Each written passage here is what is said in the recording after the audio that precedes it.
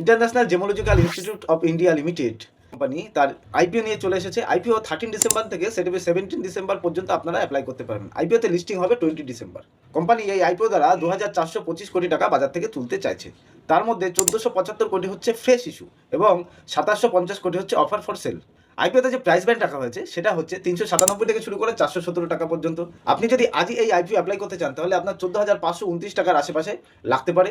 এবং আমরা কথা বলি আইপিওতে অ্যাপ্লাই করার সময় জিএমপি মানে গ্রে মার্কেট প্রিমিয়াম।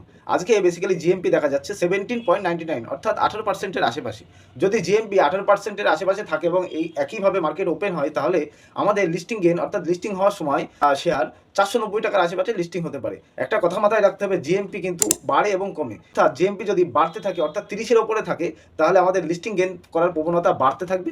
জিএমপি যদি 18%-এর থেকে কমতে থাকে তাহলে আমাদের লিস্টিং গেন করার প্রবণতা কমতে থাকবে। জিএমপি দেখে আপনারা ডিসিশন নিতে পারেন।